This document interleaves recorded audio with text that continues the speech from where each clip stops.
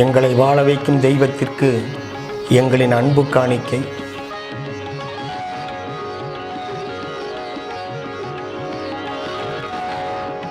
அனைவருக்கும் வணக்கம். ஒரு நாடக நடிகராக, சினிமாவில் துணை நடிகராக, அதன் பிறகு சினிமாவில் ஒரு உச்சக்கட்ட கதாநாயகனாக, அரசியலில் ஒரு எம்எல்ஏவாக, ஒரு தனி கட்சி ஆரம்பித்து அந்த கட்சிக்கு தலைவராக, பொதுச் செயலாளராக, அதன் பிறகு மக்கள் ஆதரவாளர், முதலமைச்சராக, ஒரு முறை அல்ல, 2 முறை அல்ல, 3 முறை முதலமைச்சராக வீற்றிருந்து மக்களுக்கு பொற்கால ஆட்சியை தந்து இன்னைக்கு வரைக்குமே மக்களுடைய மனங்களில் நீங்கா இடம் பிடிச்சிருக்கிற புரட்சி தலைவர் பொன்மனச்செம்மல் எம்ஜிஆர் அவர்கள் இந்த அளவுக்கு உயர்ந்ததற்கு என்ன காரணம்? அவர் தன் மீது கொண்ட நம்பிக்கையா அல்லது மக்கள் மீது இவர் கொண்டிருந்த நம்பிக்கையா இப்படின்னு சொல்லும்போது, அவருக்கு தன்னம்பிக்கை இருந்தது, மக்களும் இவரை நம்பினாரு, மக்களும் இவரை நம்பினாங்க, மக்களுடைய நம்பிக்கைக்கு பாத்திரமாக இவர் விளங்கினார். ஆனால் இதை விட இன்னும் ஒரு முக்கியமான ஒரு விஷயம் இவர்கிட்ட இருந்தது. அதாவது இவர் இந்த இடத்துக்கு வரத்துக்கு அதுதான் மிக மிக முக்கியமான ஒரு காரணம். அது என்ன தெரியுங்களா? புரட்சி தலைவர் எம்ஜிஆர் இந்த அளவுக்கு ஒரு உயர்ந்த இடத்துக்கு வரத்துக்கு மிக முக்கியமான காரணமாக இருந்தது அவருடைய துணிச்சல் தான். அந்த துணிச்சல் தான் அவர் இவ்வளவு பெரிய உயர்ந்த இடத்துக்கு அவரால் வர முடிஞ்சது. காரணம், அந்த அளவுக்கு எதிர்ப்புகள், இவரை பற்றி விமர்சனங்கள் என்னென்னமெல்லாம் வந்தாங்க. சினிமாவிலிருந்து கடைசி வரைக்குமே அதை தனது துணிச்சல் மூலியமாக கையாண்டதில் வெற்றி பெற்றார். அதன் பிறகு அவருக்கு நல்ல காலம், நல்ல நேரம், நல்லா ராசி நல்லா இருக்குது, அதிர்ஷ்டம் இருக்குதுங்கிறதெல்லாம் அதுக்கு அடுத்தது. மெயின் துணிச்சல். ஆக இந்த துணிச்சல் தான் எல்லாத்துக்கும் காரணம். இந்த துணிச்சலை ஆரம்பத்தில் எப்படி கையாண்டாரு, எதன் மூலியமா நம்ம தெரிஞ்சுக்கிறதுக்கு, அதாவது ஒரு பானை சோத்துக்கு ஒரு சோறு பதன்னு சொல்கிற மாதிரி புரட்சி தலைவருடைய துணிச்சலான ஒரு விஷயத்தை ஆரம்பத்தில் ஒரு சினிமா மூலியமா நம்ம தெரிஞ்சுக்க போகிறோம். அந்த படம் என்ன படம் தெரியுங்களா? நாடோடி மன்னன். அந்த நாடோடி மன்னன் படம் எடுக்கும் பொழுது, சொந்தமாக இவர் தயாரிக்கும் பொழுது எல்லாமே சொன்னாங்க. இவர் பேசாமல் எத்தனையோ பேர் இவர் நம்பி படம் எடுக்கிறாங்கல்ல, அதில் நடித்து இவர் வாழ்க்கைக்கு தேவையான பணத்தை சம்பாதிக்கலாமே, இவருக்கு இது தேவையா? இவர் சொந்த படம் எடுக்கணுமா? கடைசியில் இருக்கிறதுல இழந்துட்டு தான் போகிறாரு, அதில் பாதாளத்துக்கு போகிறாரு அப்படிங்கிற மாதிரிலாம் பல பேச்சுக்கள் ஏச்சுக்கள். இன்னொன்று சொன்னாங்க, இந்த நாடோடி மன்னன் படத்துக்கு கடைசியில் இவர் நாடோடியாக கூட ஆயிடுவாருன்ற மாதிரிலாம் சொன்னாங்க. ஆனால் தலைவர் அப்பயே சொன்னார், படம் ஓடினால் நான் மன்னன், இல்லாவிட்டால் நாடோடி அப்படின்னு சொன்னார். அதற்கு தகுந்த மாதிரி இந்த படத்துக்காக, இந்த படத்தை தயாரிக்கிறதுக்கு அவர் என்ன செஞ்சார், ஏது செஞ்சார், எப்படிலாம் கஷ்டப்பட்டார், சோதனைகள்லாம் எப்படி சாதனைகளாக மாற்றினார் அப்படிங்கிற பல சுவாரஸ்யமான விஷயங்களை பற்றி தான் நாம் இப்போ இந்த வீடியோவில் பார்க்க போகிறோம். அப்படி பார்த்து இந்த வீடியோ உங்களுக்கு பிடிச்சிருந்தா லைக் பண்ணுங்கள், ஷேர் பண்ணுங்கள், கமெண்ட் பண்ணுங்கள். மறக்காமல் எம்ஜிஆரும் ஏஎஸ்ஆர்எம் டிவியை சப்ஸ்கிரைப் பண்ணுங்கள்.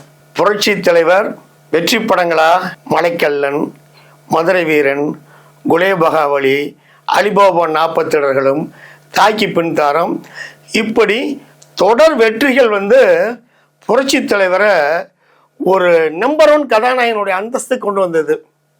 புரட்சி தலைவர் வச்சு படம் எடுத்தால் நமக்கு வெற்றி லாபம் அப்படிங்கிற மாதிரி படம் எடுக்கிற தயாரிப்பாளர் முதல் கொண்டு, விநியோகஸ்தர்கள் முதல் கொண்டு, தியேட்டர் அதிபர் அத்தனை பேர் நினைச்சாங்க. ஆனால் அந்த காலகட்டத்தில் இவர் என்ன செய்கிறாரு, தான் சொந்தமாக ஒரு படம் எடுக்கலாம் அப்படிங்கிற ஒரு முயற்சி எடுக்கிறாரு. முயற்சி எடுத்து அதுக்கு ஒரு லோகாவும் செட் பண்ணுறாரு. அதாவது பட கம்பெனியின் பெயர் எம்ஜிஆர் பிக்சர்ஸ் அப்படின்னு ஒரு பட கம்பெனியை ஆரம்பிச்சிடுறாரு. அதற்கு லோகா எப்படி தெரியுங்களா? ஒரு ஆணும் பெண்ணும் திமுக கொடியை உயர்த்தி பிடிச்சிக்கிட்டு இருக்கிற மாதிரி அந்த லோகாவை செட் பண்ணியிருக்கிறாரு. இதுவரைக்குமே சினிமாவில் கட்சியினுடைய கொடியை வேற எந்த படத்துலையுமே காமிக்கல. முதன் முறையாக இவர் தான் காமிக்கிறார். ரெடி பண்ணிட்டாரு, கம்பெனி ஆரம்பிச்சிட்டாரு. அடுத்து படம் எடுக்கணும். என்ன தேவை? கதை தேவைதானுங்களா? படத்துக்கு என்ன கதை அப்படின்னு முடிவு பண்ணும் பொழுது இவர் துணை நடிகராக இருக்கும்போது கல்கட்டாவுக்கு ஒரு ஷூட் போகிறாரு. அப்போ சாலிவாகனன் படம் ஷூட்டுக்கு. அப்போ ஒரு படம் பார்க்குறாரு, இஃப் ஐ வர் கிங்னு ஒரு படம் பார்க்குறாரு. அந்த படத்தினுடைய பாதிப்பு இவர் மனசில் பதிஞ்சிருது. இவர் உதடுகளை கூட அடிக்கடி if I were king, if I were கிங்னு சொல்லிக்கிட்டே இருப்பாராம். அந்தளவுக்கு அந்த படம் வந்து தாக்கம் மனசில் வந்துடுது. அதாவது என்னன்னா, ஒரு மன்னன் வந்து மக்களாட்சியை கொண்டு வரணும் அப்படிங்கிற ஒரு கதை. அது இவருக்கு அது ரொம்ப பிடிச்சி போச்சு. இதெல்லாம் மனசில் வச்சுக்கிட்டு இருக்கிறாரு. இப்போ படம் எடுக்கிறது வந்துட்டாரா? ஃபர்ஸ்ட் என்ன எடுக்கிறாருங்களா, the man in the iron mask அப்படிங்கிற ஒரு ஆங்கில படம். அதை வந்து ஏற்கனவே பல ஆண்டுகளுக்கு முன்பு பியு சின்னப்பா டபுளாக்கில் நடித்து மாபெரும் வெற்றி படம். படம் பேர் உத்தமபுத்திரன். இந்த படத்தை சரி இப்போ நம்ம எடுக்கலாம் அப்படின்னு நினச்சி படத்துக்கான ஒரு விளம்பரமும் கொடுத்துட்றாரு. அதாவது எம்ஜிஆர் பிக்சர்ஸ் வழங்கும் புரட்சி நடிகர் இரட்டை வேடங்களில் நடிக்கும் உத்தமபுத்திரன் அப்படிங்கிற ஒரு விளம்பரம் கொடுத்துட்டாரு. கொடுத்துட்டு அன்னைக்கு தினசரி பத்திரிகையில் அந்த விளம்பரமும் வருது. ஆனால் அதே நாளில் அதே பேப்பரில் வேறொரு பக்கத்தில் சிவாஜி கணேசன் இரட்டை வேடங்கள் நடிக்கும் உத்தமபுத்திரன் அப்படிங்கிற ஒரு விளம்பரமும் வருது. ஆக ஒரே நாளில் ஒரே பத்திரிகையில் வெவ்வேறு பக்கங்களில் ஒரு பக்கம் புரட்சி நடிகர் இரு வேடங்கள் நடிக்கும் உத்தமபுத்திரன், சிவாஜி கணேசன் இரட்டை வேடங்கள் நடிக்கும் உத்தமபுத்திரன். ஆனால் ரெண்டுக்குமே டைரக்ஷன் பார்த்தா இதுக்கு ராம்நாத் தான், இதுக்கு ராம்நாத் தான். பாருங்களேன். அப்படியே இந்த நியூஸ் வந்து தமிழகத்தில் பெரும் பரபரப்பு ஏற்படுத்திடுது. என்னடா இது உத்தமபுத்திரன் இவரும் நடிக்கிறார், இவரும் நடிக்கிறார், இவரும் நடிக்கிறார், இவர் நடிக்கிறாருன்ட்டு. அதாவது இது வந்து சிவாஜி கணேசன் நடிக்கிற படத்தை வந்து வீனஸ் பிக்சர்ஸ் தயாரிக்கிறாங்க. உடனே அவங்ககிட்ட தலைவர் போய் பேசுகிறாரு, புரட்சி தலைவர் போய் பேசுகிறாரு. இந்த மாதிரி இந்த படத்தை நாங்கள் எடுக்கிறோம், உங்களது விளம்பரம் வந்திருக்குது, அதனால் நீங்கள் இதை கைவிட்டணுங்கிற மாதிரி பேசுகிறாரு. அதுக்கு அவங்க சொல்கிறாங்க, இல்லைங்க நாங்கள் இந்த படத்தை ஆல்ரெடி நாங்கள் ஷூட் போய்கிட்டு இருக்க பட்சத்தில் தான் இப்போ நாங்கள் விளம்பரம் கொடுத்துருக்குறோம், நீங்கள் தாங்க பெரிய மனசு பண்ணி எங்களுக்காக விட்டு கொடுக்கணும் அப்படின்னு அவங்க கேட்குறாங்க. ஆனால் தலைவர் அதை மறுக்கிறாரு. சரி, புரட்சி தலைவரை சரி கட்டணும்னா யாருன்னு பார்க்குறாங்க. புரட்சி தலைவர் மதிப்பு மரியாதையும் வச்சுருக்கக்கூடிய என்எஸ் கிருஷ்ணன் அவர்கிட்ட சொல்லி நீங்கள் போய் புரட்சி தலைவர்கிட்ட பேசுனீங்கன்னா அவர் ஓகே ஆயிடுவார் அப்படின்னு சொல்கிறாங்க. இவர் வர்றாரு, என்எஸ்கே வந்து தலைவர் புரட்சி தலைவர்கிட்ட பேசுகிறாரு.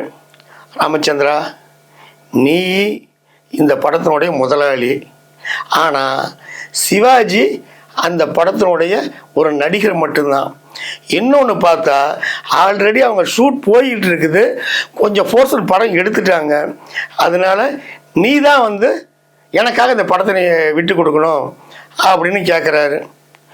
சரி, இவர் எப்போதுமே என்எஸ்கே அவர்கள் மீது புரட்சி தலைவர் மிகுந்த ஒரு மரியாதை உண்டு, அன்பு உண்டு. அதனால் அவர் கேட்டுக்கிட்டாரு அப்படிங்கிறதுக்காக தலைவர் அதை விட்டுடுறாரு. இப்போ அவருக்கு மொத்தம் 3 சாய்ஸ் வச்சுருந்தார். ஒன்று மேன் இன் தி அயன் மேக்ஸு, அடுத்து இஃப் ஐ வர் கிங்கு, இன்னொன்று பிரின்ஸ் ஆஃப் ஜெண்டா, கைதி பற்றி ஒரு கைதினுடைய வாழ்க்கையில் நடக்கிற கதை. அது இந்த 3 தான் கதை. இப்போ ஒன்று போயிடுச்சு.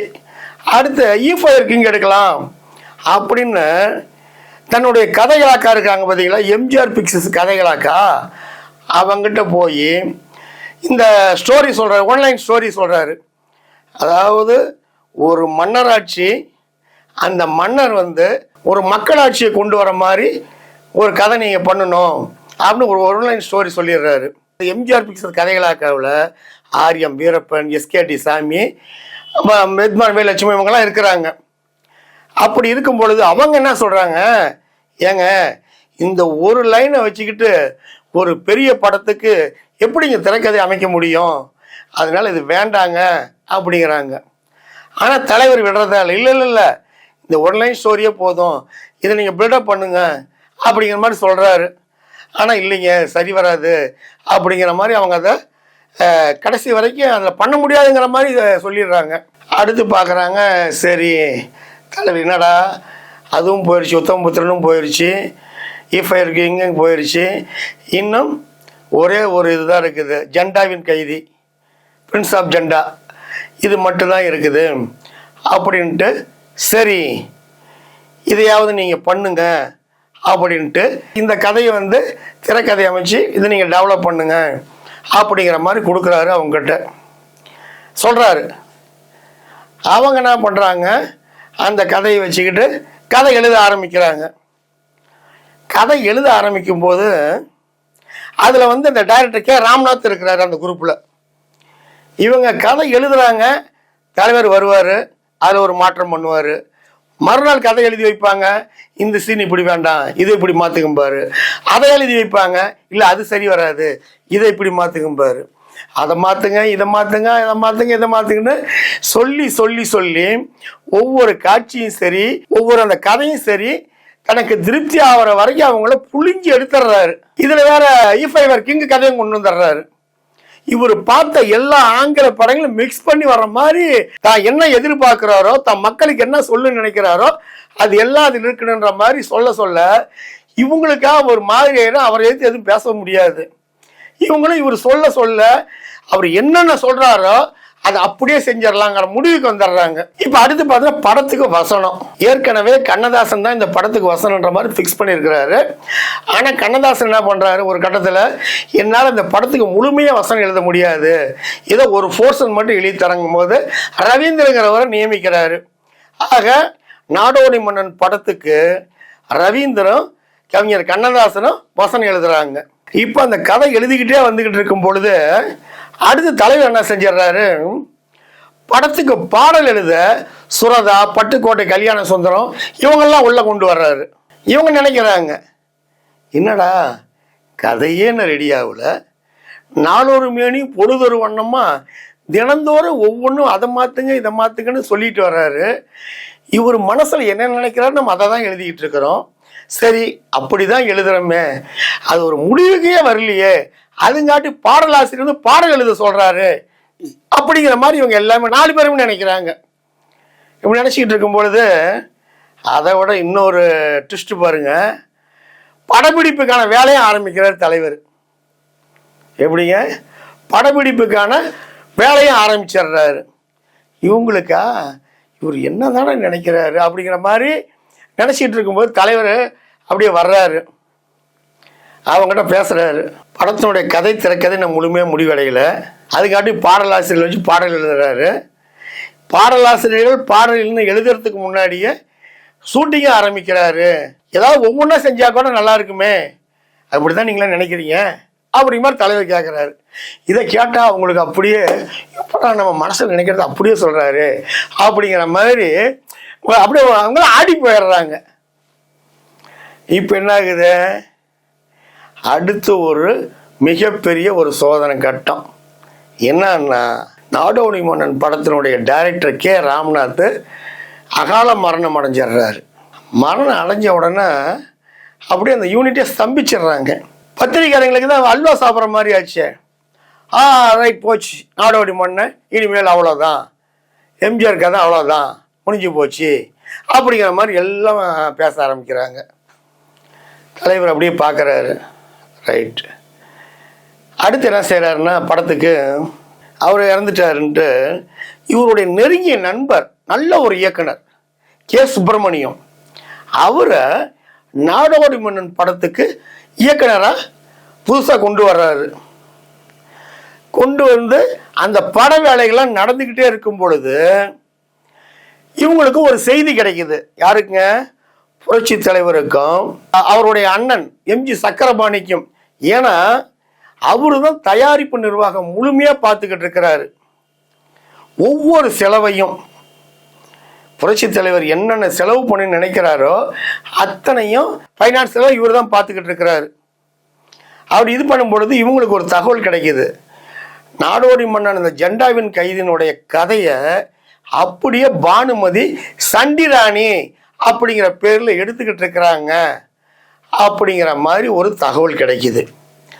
என்னடா வம்பா போச்சு, உத்தமபுத்திரனும் போச்சு, E5 வரைக்கும் இங்கும் போச்சு, கடைசியில் ஜெண்டாவின் கைதிக்கு பிரச்சனையா அப்படின்ட்டு புரட்சி தலைவரும் அவங்க அண்ணன் எம்ஜி சக்கரபாணியும் நேராக போய் பானுமதி அம்மாவை பார்க்க போகிறாங்க.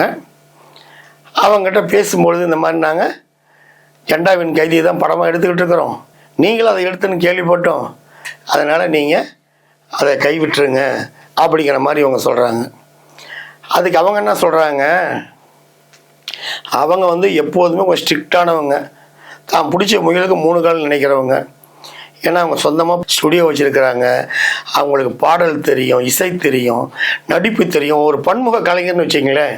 ஆனால் ரஃப் அண்ட் டஃப்பானவங்க அவங்க. இப்படி இருக்கும் பொழுது இவங்க வந்து சொல்கிறத எப்படி ஏற்றுக்குவாங்க? கேட்டுட்டு என்ன சொல்கிறாங்க, ஏங்க நான் வந்து அதாவது சண்டிராணிங்கிறது கதை என்ன தெரியுன்னா, நாடோடி மன்னன் படத்தில் ஹீரோ பண்ண வேண்டிய அத்தனையும் ஹீரோயின் பண்ணுற மாதிரியான ஒரு ஸ்டோரி அப்படியே அப்படிங்கிற தகவல் தான் கிடச்சி இவங்க போகிறாங்க. ஆனால் அவங்க ஒரே வரியில் சொல்லிடுறாங்க, இல்லைங்க அந்த ஜெண்டாவின் கைதி படத்தில் நாங்கள் அப்படியே நாங்கள் எடுக்கலை, நாங்கள் எடுக்கிறது அந்த மன்னன் மாற்றப்படக்கூடிய காட்சி மட்டும்தான் அதில் நாங்கள் பயன்படுத்துகிறோம், மீதிலாம் அது வேறு இது வேறு அப்படின்ற மாதிரி சொல்கிறாங்க. சரி ரைட்டு ஓகே ஒன்றும் பிரச்சனை இல்லை அப்படின்ட்டு தலைவர் வந்துடுறாரு. ஏற்கனவே புரட்சி தலைவரோட பானுமதி பல படங்களில் கதாநாயகி நடிச்சிருக்கிறாங்க. அந்த ஒரு இதில் என்ன செய்கிறாரு, இவங்களே ஹீரோயினாக போடுறாரு நாடோடி மன்னன் படத்துக்கும். இது உங்களுக்கு பெரிய சர்ப்ரைஸாக இருக்குது பானுமதிக்கு. பரவாயில்லையே நம்மளை கதாநாயகியை போட்டார் அப்படிங்கிற மாதிரி நினைக்கிறாங்க. அடுத்து படம் ஷூட் போய்கிட்டு இருக்குது. ஷூட் போய்கிட்டு இருக்கும் பொழுது கே சுப்பிரமணியம் டைரக்ட் பண்ணிக்கிட்டு இருக்கிறாரு. அவர் டைரக்ஷன் பண்ணும் பொழுது தலைவர் பக்கத்தில் இருக்கிறாரு. அவர் ஒரு காட்சி எடுக்கிறாருன்னு வச்சிங்களேன், தலைவர் போவார், புரட்சி தலைவர் போய் இல்லைங்க டேக்கு வந்து இப்படி தான் வரணும், கேமரா கோணம் இங்கே தான் கரெக்டாக இருக்கணும், இவங்களுடைய காட்சி இந்த டைலாக் டெலிவரி இவங்க இப்படி தான் பேசணும், இப்படி தான் இவங்க ஆக்ட் பண்ணணும் அப்படிங்கிற மாதிரி இவர் உள்ளே போகிறார். உள்ளே போய் குறுக்கீடு பண்ணுறாரு. அதாவது குறுக்கீடுன்னா அதாவது இவர் மனசில் படுறத சொல்கிறாரு, இல்லைங்க இதை விட இது நல்லா இருக்கும், அதை விட இது நல்லா இருக்கும், இப்படி பண்ணால் இந்த காட்சி அருமையாக இருக்கும் அப்படிங்கிற மாதிரி சொல்கிறாரு. தொடர்ந்து தலைவர் வந்து இவருடைய டைரக்ஷனை வந்து இவர் தலையீடு பண்ணி பண்ணி பார்த்துட்டு இருக்கும்போது இவர் நினைக்கிறாரு, என்னடா படத்தினுடைய டைரக்டர் நம்ம, ஆனால் வந்து இவரே வந்து புரட்சி தலைவரே வந்து எல்லா காட்சிகளும் மாற்றுறாரு, இப்படி தான் இருக்கணும் அப்படி தான் இருக்குன்னு சொல்கிறாரு அப்படின்ட்டு ஒரு டைம் தலைவர் வரும்பொழுது இவர் கூப்பிட்டு பேசுகிறாரு, புரட்சி தலைவர்கிட்ட பேசுகிறாரு, ஏங்க படத்தில் சினிமாவை பொறுத்த வரைக்கும் உங்களுக்கு தெரியாது எதுவுமே கிடையாது, படத்தினுடைய A to Z வரைக்கும் நீங்கள் தெரிஞ்சு வச்சுருக்கிறீங்க, அதனால் எல்லாம் தெரிஞ்ச நீங்கள் இந்த படத்தையே டைரக்ட் பண்ணுங்கள், நான் பேருக்கு எதுக்கு நான் டைரக்டர்னு போட்டுக்கிட்டு, அதனால் இந்த படத்தை நீங்களே டைரக்ட் பண்ணிடுங்க அப்படின்னு சொல்லிட்டு இவர் விலகிடுறாரு. யாருங்க, கே சுப்பிரமணியம் அந்த டைரக்டர் அப்படிங்கிற ஒரு இதிலிருந்து விலகிடுறாரு. இப்போ இவர் விலகின உடனே மறுபடியும் அந்த திரையுலக வட்டாரத்தில் ஒரு பேச்சு, என்ன இந்த டைரக்டர் போயிட்டாரா, நாடோடி மன்னன் அவ்வளோதான் அவ்வளோதான் அவ்வளோதான் இப்படி பேச்சு. இப்போ தலைவர் இப்போ என்ன நினைக்கிறாருன்னா, இனிமேல் வந்து இந்த படத்துக்கு ஒரு நல்ல ஒரு டைரக்டர் வேணும் அப்படிங்கிற மாதிரி நினைக்கிறாரு. அதே மாதிரி அவர் சொன்னதையும் உள்வாங்கிக்கிறாரு. ஆனால் நம்ம நினைக்கிறோம் கே சுப்பிரமணியம் அவர்கள் வந்து புரட்சி தலைவர் நம்ம தான் டைரக்டர், ஆனால் நம்ம டைரக்ஷனில் வந்து இவர் குறுக்க போந்து தலையீடு பண்ணிக்கிட்டே இருக்கிறாரு, அதனால ஏன்டா இதில் நம்ம வேலை பார்க்க நம்ம விளைவிக்கலாம் அப்படின்னு நினச்சி தானே அவர் விலகிட்டாருன்னு நீங்கள் நினைக்கிறீங்க. அதுதான் தவறு. உண்மையாலுமே டைரக்டர் கே சுப்பிரமணியம் என்ன தெரியுங்க நினைச்சாரு, நம்ம ஒரு மிகப்பெரிய டைரக்டர், நமக்கு எல்லாம் தெரியும், இடையில பூந்து இப்போ நம்ம டைரக்ட் பண்ண அதே காட்சியை புரட்சி தலைவர் சொல்லி இதை இப்படி கொஞ்சம் சர்ச் பண்ணுங்க, அப்படி கொஞ்சம் மாற்றாமீங்கன்னு சொல்லும் பொழுது இதை ஒரு டைரக்டராக இருந்து பார்க்குறாரு. பார்க்கும் பொழுது இவர் மனசில் சந்தோஷப்படுறாரு. அடடா, இது நல்லாவே இருக்குது, நம்ம கூட இப்படி யோசிக்கலையே, இந்த அளவுக்கு இவர் சொல்கிறாரு, அருமையாக இருக்குது அப்படின்னு மனசார புரட்சி தலைவர் சொல்லக்கூடிய அந்த கருத்துக்கள்லாம் நினச்சி பார்த்து நம்மளை காட்டிலும் இவர் டைரக்ஷன் அருமையாக பண்ணுறாரு. ஆக எல்லாம் தெரிஞ்சு இவர் பண்ணனா படம் இன்னும் நல்லா தானே இருக்கும். அதனால நம்ம ஒரு டைரக்டராக இருந்து இன்னொரு டைரக்டரை நம்ம அவங்களை என்கரேஜ் தான் பண்ணுமோ ஒழிய டிஸ்கரேஜ் பண்ணக்கூடாது, அதனால அவரே பண்ணட்டுங்கிற ஒரு நல்ல எண்ணத்தில் தான் அவர் விலகினார ஒழிய அவர் கோவிச்சுக்கிட்டு விலகலை. தெரியுதுங்களா? ரைட், அவர் விலகிட்டாரு. இப்போ புரட்சி தலைவர் என்ன நினைக்கிறாருன்னா வேற டைரக்டரை போடணும். யாரை போடுறதுன்னு நினைக்கும் பொழுது தான் புரட்சி தலைவருடைய ஒரு கெஸ்ஸு பாருங்க, உண்மையாலுமே இது அவரை விட வேற யாருமே இப்படி ஒருத்தரை செலக்ட் பண்ணவே முடியாது. தெரியுதுங்களா? இது ஏன்னா இது அவர் கே சுப்பிரமணியம் டைரக்டர் இந்த படத்தை நான் டைரக்ஷன் பண்ணுறதை விட நீங்களே பண்ணுங்கன்னு சொல்லிட்டாருங்கிறதுக்காக சொல்லலை. ஒருத்தர்கிட்ட ஒரு பொறுப்பை கொடுக்கும் பொழுது அந்த பொறுப்புல அவங்க நினைச்சதை விட ஒரு மிளிர்ந்து நல்ல ஒரு சிறப்பாக செய்யும் பொழுது தான் அவங்களுடைய திறமை தெரியும். அப்போதான் சரி, அவர் சொன்ன மாதிரி இவர்கிட்ட வந்ததுனால இந்த அளவுக்கு சிறப்படையுது அப்படின்னு நம்ம சொல்லுவோம். அந்த மாதிரி புரட்சி தலைவர் ஒருத்தரை செலக்ட் பண்ணுறாரு. அவர் செலக்ட் பண்ண அந்த டைரக்டர் ஒரு டைரக்ட் பண்ணி இந்த படத்தினுடைய முடிவில் நான் சொல்கிறேன், படத்தின் ஃபுல்லாக போல படத்தினுடைய ஒரு முடிவில் சொல்கிறேன். அந்த டைரக்ட் பண்ண அந்த படம் ரிலீஸ் ஆகி வசூலாகி அந்த படம் ஓடிக்கிட்டு இருக்கும் பொழுது இதுக்கு முன்னாடி வந்த அத்தனை படங்களுடைய வசூலையும் முறியடிக்குது. எத்தனையோ டைரக்டர்கள் உருவாகியிருப்பாங்க, அத்தனை படத்தை விட அந்த படம் நல்லா இருக்குது, அத்தனை படங்களுடைய வசூலை விட இது நல்லா இருக்குது. இப்படிப்பட்ட ஒரு டைரக்டர் இதுக்கு அமைகிறாரு. அதே மாதிரி இந்த படத்தினுடைய வசூலை அவரு நடிச்சு அவரு டைரக்ட் பண்ண இன்னொரு படத்தால தான் அதை பீட் பண்ண முடியுது. அது வரைக்கும் இன்னைக்கு வரைக்கும் அதை அந்த வசூல் சோதனை யாராலையும் பீட் பண்ண முடியல. அப்படி ஒரு டைரக்டர் செலக்ட் பண்ணாரு. அந்த டைரக்டர் யாரு நீங்க நினைக்கிறீங்க? அவரு தாங்க நமது புரட்சி தலைவர் எம்ஜிஆர் அவர்கள். நாடோடி மன்னன் படத்துக்கு ராம்நாத் இருந்தாரு, அடுத்து கே சுப்பிரமணியம் இருந்தாரு, கடைசீட்டில் ஆண்டவன் தான் இப்படியாப்பட்ட ஒரு தகுதி படைத்த இயக்குனர் புரட்சி தலைவர் மட்டும்தான் அப்படின்னு அவங்க அத்தனை பேர்த்தையும் விலை கொண்டது காரணம் இவர் அந்த படத்தை இயக்கணுங்கிறதுக்காக தான். ரைட், ஓகே, போட்டாங்க. புரட்சி நடிகர் எம்ஜிஆர் இரு வேடங்களில் நடிக்கும் நாடோடி மன்னன், டைரக்ஷன் எம்ஜிஆர் போட்டு பத்திரிகையில் விளம்பரம் வந்துச்சு. இப்போ கதாநாயகி பானுமதி, இப்போ அவங்க சம்மந்தப்பட்ட ஃபோர்ஸ்லாம் டைரக்ஷன் பண்ணுறாரு தலைவர். இப்போ அவங்கள பொறுத்த வரைக்குமே அவங்களுக்கு எல்லாத்துலேயும் அவங்க சிறந்து விளங்கினாலும் டான்ஸ் அவங்களுக்கு சுமாராக தான் பண்ண முடியும். ஒரு நல்ல ஒரு டான்ஸ் அவங்களால ஆட முடியாதுன்னு சொல்கிறாங்க. இப்போ அந்த ஒரு பாடல் காட்சி ஒரு டான்ஸு அவங்க ஆட சொல்லி பாட்டை போட்டுவிட்டு ஆட சொல்லி சொன்னால் இவங்க அப்படியே ரொம்ப கோவப்படுறாங்க. நானே டான்ஸ் பண்ண மாட்டேன்னு தெரியுமில்ல, ஏன் எனக்கு டான்ஸ் காட்சி வைக்கிறீங்க அப்படிங்கிற மாதிரி கோவப்படுறாங்க. எங்க ஒரு ஹீரோயின் டான்ஸ் ஆடி தானே ஆகணும் சொல்கிறாங்க. அது இல்லை, நானும் ஆட முடியாது அப்படிங்கிறாங்க.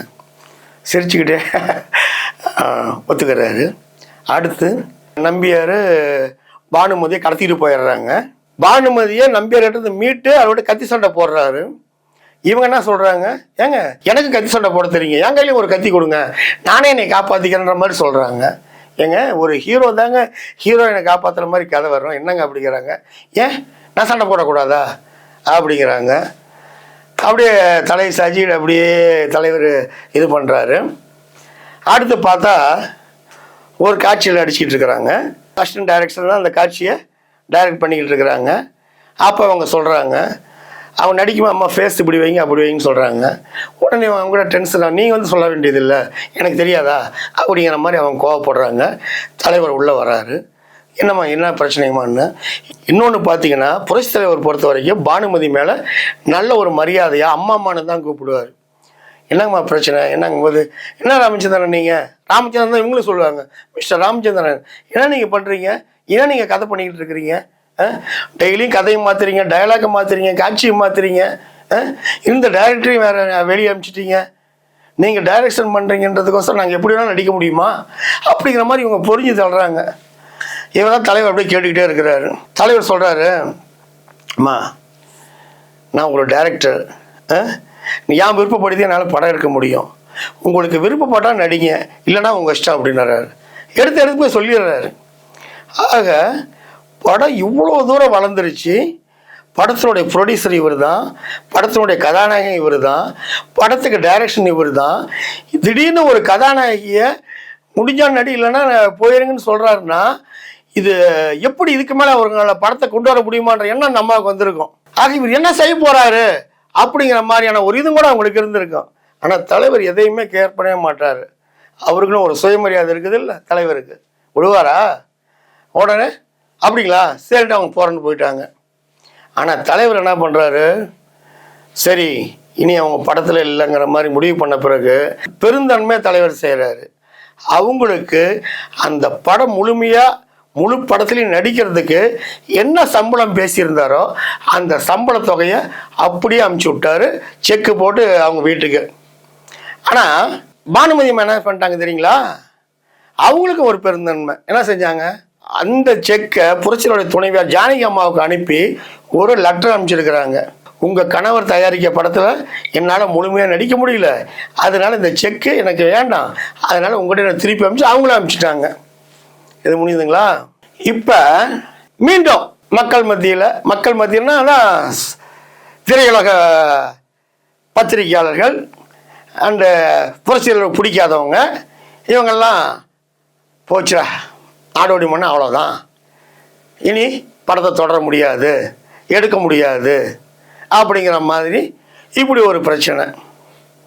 மறுபடி வரவும் ஏற்கனவே அசோக்குமார் படத்தை தயாரித்தவர் சுந்தர ஐயர்னு ஒருத்தர், அவர் புரட்சி தலைவரை வச்சு மதிவானங்கிற ஒரு படத்தை எடுக்கலாங்கிறதுக்காக அட்வான்ஸ் வாங்கியிருந்தார்.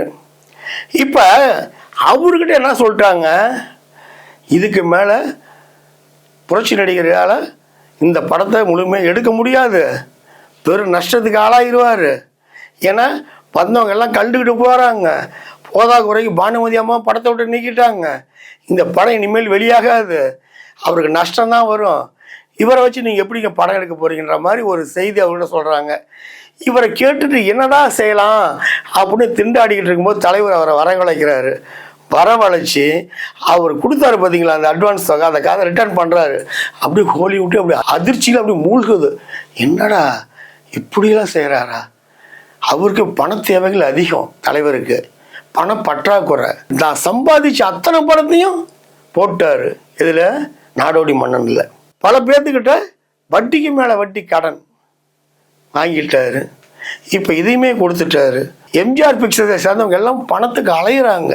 அப்போலாம் அரிசி 2 அணா, விறகு ஒரு குண்டு 1 அணா, இந்த மாதிரி டைமு 10 பேர் ஸ்டண்ட் நடிகர்கள் நடிக்கிறாங்க, அவங்களுக்கு 3 ரூபா வீதம், மாதம் 4600 சம்பளம், இதெல்லாம் கொடுக்கணும் வேறு. அதில் வந்து பாருங்கள் உண்மையாக விசுவாசியாக ராமகிருஷ்ணன் கடைசி வரைக்கும் புரட்சியோட இருந்துட்டார்.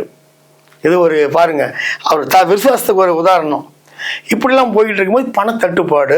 எம்ஜி சக்கரபாணிக்கா இப்படி நம்ம தம்பி வந்து பணத்தை பணம்னு பார்க்காம அள்ளி இறக்கிறாரு, இங்கே பாதாளத்தில் உளுந்துருவாங்கன்னு எல்லாம் சொல்கிறாங்க. இவர் மேலும் நாடோடி மன்னனை பட்டை தேடிக்கிட்டு இருக்கிறாரு, என்னடா பண்ணுறது ஏதா பண்ணுறது அப்படிங்கும் பொழுது தலைவர் வந்து அதாவது இலங்கையினுடைய விநியோகஸ்த உரிமையை ஏவிஎம் மெய்யப்ப செட்டியார் கொடுக்குறாரு. அந்த கையெழுத்தை புரட்சியாளர் எம்ஜிஆர் சார்பாக ஆரியம் ஏற்பம் போடுறாரு.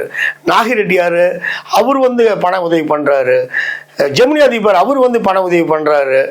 பத்தாவதுக்கு ஜெமினி அதிபர் யாருக்குமே அந்த கேமரால வாடகை தரமாட்டார், ஆனால் புதுசில் சும்மா கொடுத்து யூஸ் பண்ணிக்கங்க அப்படிங்கிறாரு.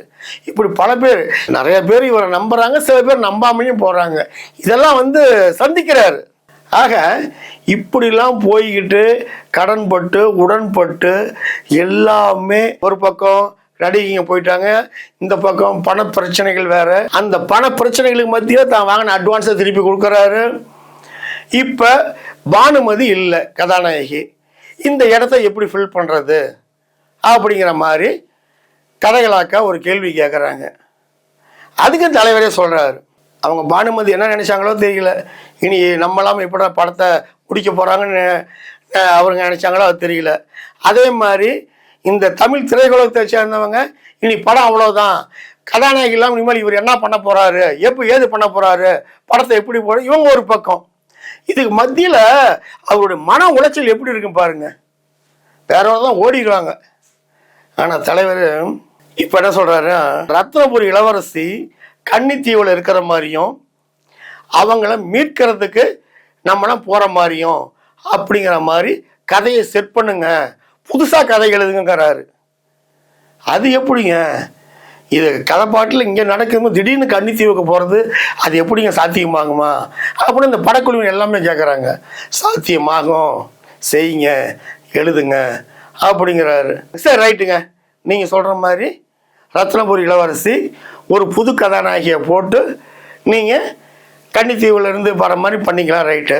இப்போது பானுமதி என்ன பண்ணுறது, அவங்க தான் இது பண்ணிட்டாங்களேங்கும் போது தான் இத்தனை பேச்சு பேசுனாங்கல்ல. ஒரு பக்கம் டைரக்டரும் போயிட்டாரு, கதாநாயகியும் போயிட்டாங்க, பணப்பிரச்சனை, இவர் அதில் பாதாளத்தில் விட போகிறாருன்னு எல்லாம் சொன்னாங்கல்ல. இவருக்கு எங்கே டைரக்ஷன் தெரியுமான்னு கேட்டாங்கல்ல. ஒரு அந்தாங்க இத்தனை பேருமே சுற்றி சுற்றி நாலா பக்கமும் அந்த பேச்சுக்கள்ங்கிற அன்பை விட்டுக்கிட்டு இருக்கிறாங்க. இவர் நடுவில் நின்றுக்கிட்டு பேசவே இல்லைங்க தலைவர். பானுமதி சீனை பேசவே இல்லை. குதிரையில் பானுமதி போயிட்டு இருக்கிறாங்க, நம்பியார் ஒரு அம்பு விடுறாங்க. அடுத்து பார்த்தா ஒரு அம்பு பட்ட மானு செத்து கிடக்குது. அந்த செத்து கிடக்கிற ஓவியத்தை வச்சு பக்கத்துல தலைவர் அழுகுற மாதிரி. இதே தான் வசனம் இல்லை, பெரிய ஒரு படத்தினுடைய கதாநாயகி அடைஞ்சிட்டாங்க, இது பெரிய ஒரு பயங்கரமாக பில்டப் இல்லை, எந்த ஒரு பதிலும் இல்லை. ஒரே ஒரு ஆர்டிஸ்ட கொடுத்து ஒரு படத்தை வரைய சொல்லிட்டாரு. அம்பு போட்ட மான் இறந்து கிடக்கிற மாதிரியான ஒரு ஓவியத்தை வரைஞ்சி அதுக்கு முன்னாடி தலைவர் அப்படியே அழுகுற மாதிரியான, அது அழுக மாட்டார், சும்மா அப்படி இருக்கிறார், அவ்வளோதான். அந்த பானுமதி கேரக்டர் முடிஞ்சு போச்சு. வாழைக்கு வந்து ஒரு பதில் இல்லை. இவருடைய டைரக்ஷனுக்கு இதை விட என்னங்க ஒரு எடுத்துக்காட்டு நம்ம சொல்ல முடியும். அப்படி பிரமாதம் பண்ணியிருப்பார். ரைட், முடிஞ்சுதா? அப்படியே இவங்க திகைக்கிறாங்க அந்த கதைகளாக்காரங்க. என்னடா எங்கிருந்துடா வருது, இதெல்லாம் எங்கிருந்துடா வருது, இன்னமும் அருமையாக கொட்டு இருக்கிற மாதிரி அப்படி ரெடி பண்ணுறாரு, சொல்கிறார். சரி ரைட்டு, இப்போ அடுத்து கதாநாயகி எங்கே போகிறது அப்போ தான் யோசிக்கிறாரு. பானுமதி மாதிரி ஒரு ஆளுமைக்கு ஒரு கதாநாயகியை போட்டால் இந்த மாதிரிலாம் கொஞ்சம் இது பண்ணுவாங்கன்ட்டு. அதாவது ஏற்கனவே குரூப் டான்ஸ் ஆடிக்கிட்டு இருந்தவங்க சரோஜா தேவி, அவங்கள திருடாதே படத்துக்கு புரிசில ஒப்பந்தம் பண்ணியிருந்தாங்க. அதே சரோஜா தேவியை நாடோடி மன்னன் படத்துக்கு இன்டர்வலுக்கு மேலே கிட்டத்தட்ட 7000 அடிக்கு மேலே ஃபுல்லாக கலர், அவங்க வர்ற சீன் எல்லாமே அதே மாதிரி முதலாக இந்திய வரலாற்றிலேயே பகுதி கலர் படங்கிற பெருமைக்குரியது நாடோடி மன்னன் தான். அந்த பாதிக்கு மேலே கலரில் சரோஜா வர மாதிரியான காட்சி அமைச்சு கன்னித்தீவை கொண்டு போயிருப்பார் கதையை. ரைட்டு, இப்போ அடுத்து இது போயிட்டு இருக்குதுங்களா. இப்போ சண்டை காட்சிக்கு என்ன பண்ணுறாங்க, இந்த சீலிங்லாம் இந்த அலங்கார விளக்குகள்லாம் தொங்கும்ல, சாண்டிலர் விளக்குன்ட்டு, அது கிட்டத்தட்ட ஒரு 9 லைட் வாங்கிட்டாங்க, நல்ல புது லைட்டாகவே. வாங்கும் பொழுது அண்ணன் சக்கரப்படி என்ன நினைக்கிறாருன்னா, சரி காட்சி முடிஞ்ச உடனே இதை நம்ம பயன்படுத்திக்கலாம் வீட்டுக்கு அப்படின்னு நினைக்கிறாரு. அதே மாதிரி பர்னிச்சர்ஸ் அதுவும் வாங்குறாங்க, இதையும் நம்ம காட்சி முடிஞ்ச உடனே நம்ம பயன்படுத்திக்கலாம் அப்படின்னு நினைக்கிறாரு. ஆனால் புரட்சி தலைவரும் நம்பியாரும் போடுற அந்த கத்தி சண்டையில் எல்லா ദിവസവും உடச்சி எறிகிறாரு. இங்கே ஒரு லைட் உடையுது, இங்கே ஒரு லைட் உடையுது, அங்கே ஒரு லைட் உடையுது, 15 வருஷம் தூள் தூளாகுது. அப்பா சாமி, என் வீட்டு பணமெல்லாம் இப்படி உடச்சி தள்ளுறீங்களாடான்ட்டு அவர் இதையுமே அப்படி வெடிச்ச மாதிரி இருக்குதுன்ற மாதிரி சொல்லியிருந்தார். யாருங்க? அந்த சக்கரபாணி. ரைட்டுங்களா? இதெல்லாம் இது பண்ணிக்கிட்டே இருக்கும் பொழுது அடுத்து கன்னித்தீவுக்கு போயிட்டாங்கல்ல. கன்னித்தீவுல ஒரு கயிற்று பாலத்துல இப்ப ஃபைட் சீனு. அந்த ஃபைட் சீனுக்கு கயிறு நிறைய தேவைப்பட்டது. கிட்டத்தட்ட 1 லாரி கயிறு தேவைன்னு வச்சிங்களேன். அந்த கயிறு வேணுங்கிறதுக்காக அண்ணன் சக்கரபாணிக்கிட்ட வர்றாங்க. ஆனால் இப்போ வந்து 1 லாரி கயிறு வேணுங்கண்ணா அப்படின்னு அசிஸ்டன்ஸ்லாம் சொல்கிறாங்க அண்ணன் சக்கரபாணிக்கிட்ட. அவர் சொல்கிறாரு, டேங்கப்பா சாமி, உங்களை மோசம் உலகத்தில் யாருமே இல்லைடா, உங்களை மாதிரி யாருமே படமே எடுக்க முடியாதுடா. சரி, தெரியாமல் தான் கேட்குறேன், 1 லாரி கயிறு வேணுங்கிற அளவுக்கு ஏன்னா அந்த மொத்த யூனிட்டை எல்லாம் தூக்குப்பட்டு சாவ போகிறீங்களா அப்படின்னு அவரு கேட்குறாரு. பார்த்தீங்களே. அப்புறம் சரி அப்படி இப்படின்ட்டு வாங்கி கொடுத்துட்றாரு. வாங்கி கொடுத்துட்டு படம் அப்படியே போய்கிட்டே இருக்குது. நல்லா விறுவிறுப்பாக படம் வந்துக்கிட்டு இருக்குது. ஒரு கட்டத்தில் ரிலீஸ் தேதி அறிவிச்சிட்டு தலைவர் வந்து படத்தை போட்டு பார்க்குறாரு. போட்டு பார்த்துட்டு என்ன நினைக்கிறாருன்னா, கொஞ்சம் இடையில வந்து தோய்வு இருக்கிற மாதிரி தெரியுது அவருக்கு. இந்த சீன் வந்து கொஞ்சம் இந்த போர் அடிக்கிற மாதிரியான சீன்ஸ்லாம் இருந்திருக்குது. உடனே என்ன செய்கிறாரு, அந்த ரிலீஸ் டேட்டை கேன்சல் பண்ணிடுறாரு. கேன்சல் பண்ணிட்டு மீண்டும் ஷூட்டுங்கிறாரு. இவங்களுக்காக படக்குழிவுன்னு அத்தனை பேர்த்துக்கு ஒரு ஆச்சரியம். என்னடா ரிலீஸ் டேட்டில் திடீர்னு கேன்சல் பண்ணிவிட்டு மறுபடியும் ஷூட்டுங்கிறாரு அப்படின்னா அவர் என்ன நினைக்கிறாருன்னா, கன்னித்தீவில் அத்தனை இருக்காங்கன்னு சொன்ன பார்த்தீங்களா, அந்த கன்னித்தீவை காமிக்கும் போது அங்கே கடல் அவசியம் தானே, அதனால அதெல்லாம் நம்ம காமிக்கவே இல்லை. அந்த மாதிரி இந்த கடலை சுற்றி இருக்கக்கூடிய அந்த மலைப்பாங்கு, அந்த கடற்கரை, பீச்சு, இந்த மாதிரிலாம் நம்ம அதில் வரல. அதெல்லாம் யோசிச்சுருக்கிறாரு. என்ன பண்ணுறாரு, அந்த கடற்கரை சீன், அந்த மலையில் அந்த கடற்கரையெல்லாம் கிளைமேக்ஸ் ஃபைட் வச்சுக்கலாம், அதாவது அப்படின்ட்டு கத்தி சண்டை, சும்மா சண்டைங்களா இது தலைவர் போடுற சண்டை அப்பேற்பட்ட சும்மா பூந்து விளையாடுவார். கத்தி சண்டையில் நம்பியார்கிட்ட சும்மா பூந்து விளையாடுவார். அதாவது இதெல்லாம் நம்ம என்ன தான் சொல்கிறதுன்னு தெரியல.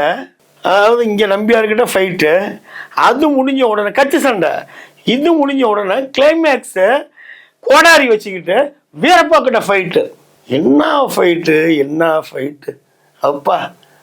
சத்தியமாக சொல்கிறேங்க, தலைவர் இப்படிலாம் ஒரு சண்டை காட்சியில் அவ்வளோ ஒரு தத்ரூபமாக சும்மா பூந்து விளையாடுவார்னு இந்த உலக வரலாற்றில் எந்த ஒரு நடிகருமே போடாத ஒரு சண்டையை போட்டிருப்பார் இந்த படத்தில். இன்னொன்று பார்த்தீங்கன்னா, நாடோடியாக வர்ற எம்ஜிஆர் வந்து அவருடைய முகத்தை பாருங்கள். அவர் வந்து ஒரு நாடோடி, ஒரு என்னதான் ஒரு மன்னன் ஆனாலும் அதை ஒரு நாடோடிக்குரிய அந்த ஒரு வேகம், ஒரு விறுவிறுப்பு, அந்த ஒரு கம்பீரம், ஒரு இதாகவே அந்த ஒரு பதட்டம் இந்த மாதிரி வச்சுருப்பார். ஆனால் இந்த மன்னனாக வரும்போது வர எம்ஜிஆர் பாருங்க, அது இந்த ஃபஸ்ட்டு இதில் பாருங்கள், அந்த சாரட்லேருந்து இறங்கி வரும்போது அந்த ஃபேஸு பார்த்தா வீட்டில் வந்து வீடியோ கூட அப்படியே ஸ்டில் பண்ணி நிறுத்தி அந்த மூஞ்சை பார்த்துக்கிட்டே இருப்போம். அவ்வளோ என்ன அழகு, என்ன அழகு நினைப்போம்.